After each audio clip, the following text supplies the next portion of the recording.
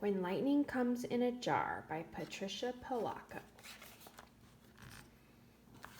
Today is my family reunion. I can hardly wait. My dad's side of the family will come soon. It's been ages since I've seen them all. Before, our reunions were always at my grandma's house, but this year it is going to be at mine. I'm so anxious to see my cousins, especially Lydia and Sandy. They'll be wearing the same colors that we always wear at family reunions. They wore them at our last reunion. How I remember that day. Grandma and I stood in her front window waiting for my relatives to come. I can't wait to see them all, I said to her. I know, she answered. Will there be jello like there always is, I asked. Yes, she answered. And baseball and croquet like there always is? And bag races too. And will you tell stories like you always do? Might, Grandma said, looking up at the sky, and we might catch lightning in a jar. Lightning in a jar? I asked. This was new. And then my relatives started driving up by the carload, one after another. Finally, the car I was waiting for rolled up, and my 5 cousins piled out: Sandy, Freddie, Billy, Lydia, and Carl. Sandy, Lydia, and I squealed and ran for the porch swing, just like we always did. We held hands and pushed the swing with our bare feet. We told secrets that we had kept for a whole year. I told them about the lightning in a jar. When my dad called out, "Who's going to help unload these baskets from the car?" we shouted. "We will!" And we lugged baskets full and heavy to the tables in the maple grove. Wonder how many Jello salads there will be, my cousin Freddie asked. Gazillions. There always are, my cousin Billy answered. Sure enough, there were gazillions. They jumped and shook every time we bumped the table. They seemed alive. But there'll be as many meatloafs too, my brother chimed in. There they were as we unpacked them, zillions of meatloafs. They were all different too. Each auntie had her own recipe, including Aunt Bertha, who made one with a hard-boiled egg in the middle. When we cut it, there was a perfect slice of egg, like a giant eye. Our aunties and grandma flitted around the tables like butterflies going from flower to flower. They perked up the lettuces or rearranged the tomatoes and set slices of meatloaf so they looked perfect. When Grandma and the aunties took off their aprons, we all knew it was time to gather at the table. We all held hands. Uncle Wayland said the blessing. Then everyone sat down and dove into the food, piling it high on their plates, some as high as haystacks. My brother Richie was sitting with some older girls that came with our older cousins.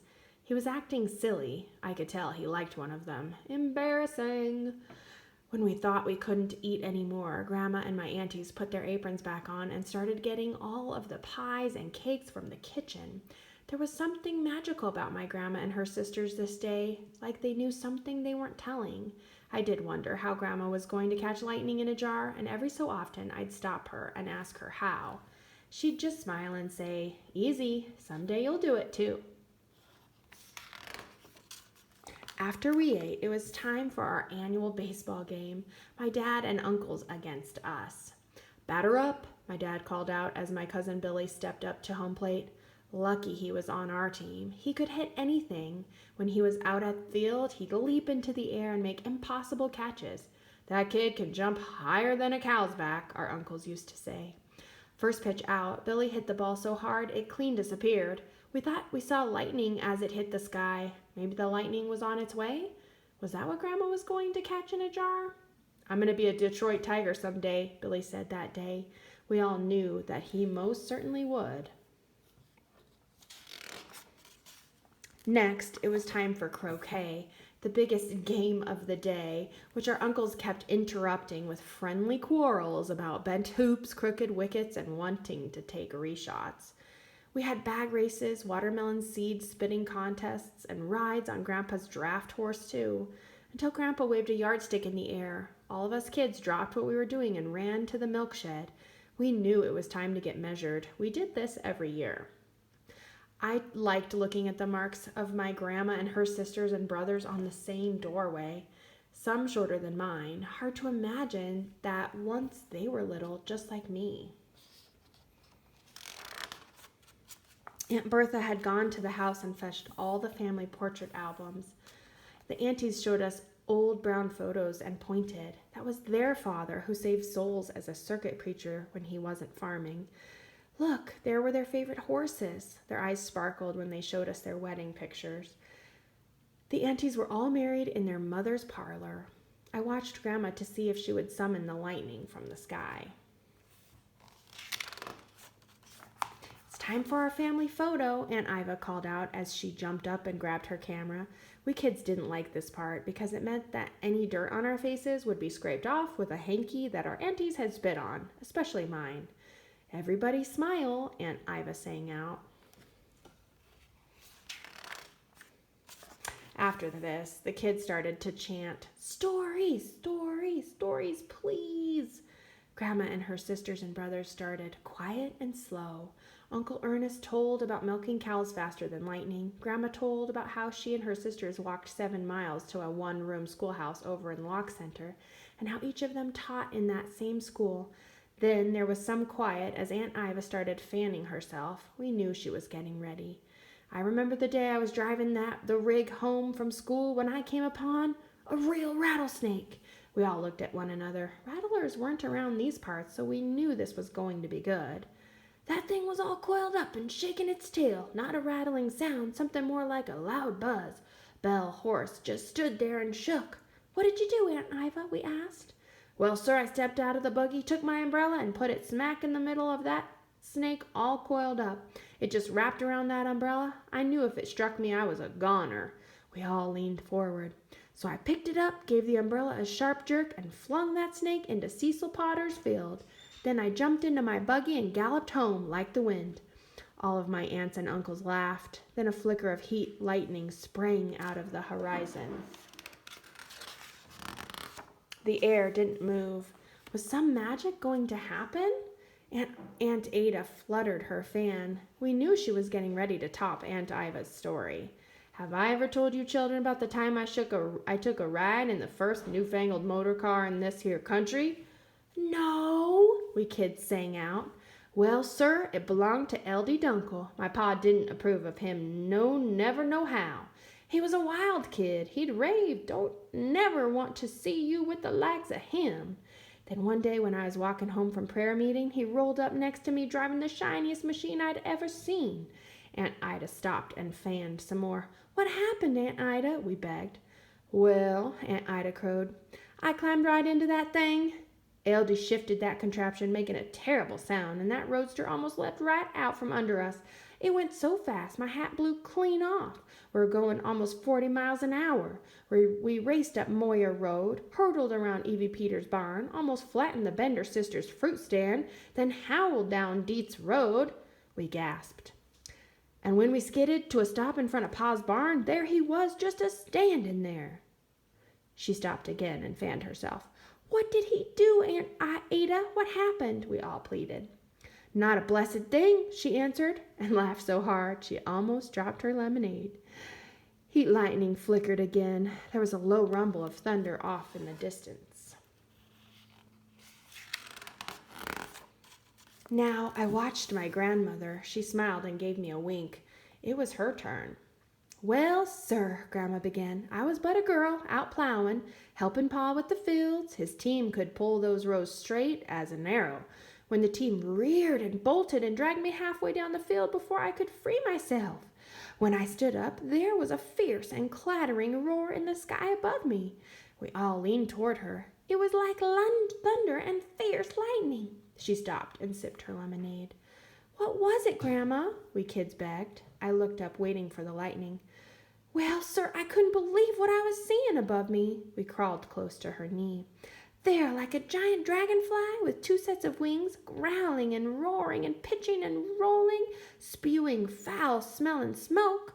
She leaned forward. "It was the first ever flying machine in the state of Michigan." We all clapped with delight. That would have been a perfect time for the lightning to come, but it didn't, and it was almost dark. I whispered to Grandma, "What about the lightning in a jar?" She adjusted her glasses and gave me a look. "Have the last rays of sun left the grass?" she asked. I looked real hard. "Yes," I said. "Then sit down, child." Aunt Bertha brought a wicker laundry basket full of glass canning jars and set them at Grandma's feet. Many years ago, when your aunties and uncles and I were but children, our grandpa showed us what I'm about to show you." She leaned down and touched the grass, cupping something in her hands. She thought for a moment and then said, "Shadows lengthen, the day is done. Birds fly low at setting sun. Stars will rise from earth below. In these hands their light will glow. Come up, lightning, come up, stars. We'll snatch you up in these here jars." She blew into her hands and let something go. It flew for a moment, then landed deep in the grass. We watched and watched, but nothing was happening. Low thunder rumbled just above us. "Look," my cousin Billy called out. A small burst of starlight puffed up out of the grass. Then more and more drifted up out of the carpet of lawn beneath our feet. "Fireflies," we all called out. We grabbed the jars, and the dash was on to capture lightning and put it in a jar. Grandma gave me a knowing look and smiled.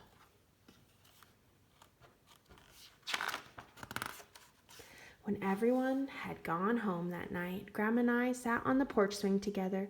We looked at the flickering jar, and even though fireflies are common in Michigan on summer nights, never had I seen so many as that night.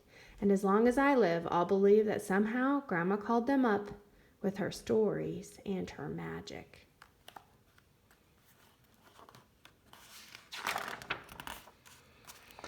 That night seems so long ago, but the reunion is here again. My family is arriving now. My heart is racing. We'll eat scrumptious jello and meatloaf, play baseball and croquet, spit watermelon seeds, and scrawl new measurements on my milk house door jamb. We'll look at photo albums. We'll laugh at some and cry at others. We'll remember the stories, how Grandma saw the first flying machine and Aunt Iva conquered the rattler. We'll talk about Billy and how he should have been a Detroit Tiger, but gave his life for his country in a war far away. Then, when the sun is low and the shadows long, we'll all sit and fan ourselves in the shade of the maple trees. Only a new crop of children will gather at our knees. My father, my grandmother, my aunts and uncles are no longer here, so now it is we who must tell their stories and bring them back for fleeting moments.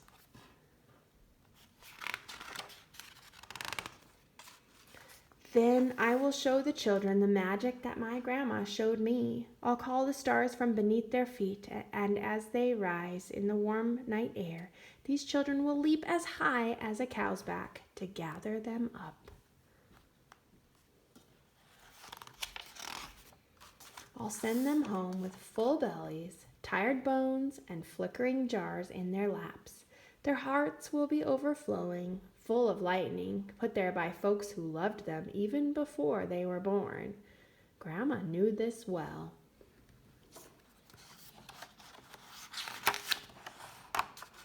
She also knew that someday they would tell their children about all of us and of the magic nights when we caught lightning in a jar. It says here, Patricia Polacco is the author, illustrator of more than 40 picture books. Her family is frequently a source of inspiration for her books, including When Lightning Comes in a Jar, which was inspired by the real-life experience of hosting a large family reunion after a 41-year gap between family gatherings. I hope you enjoyed that.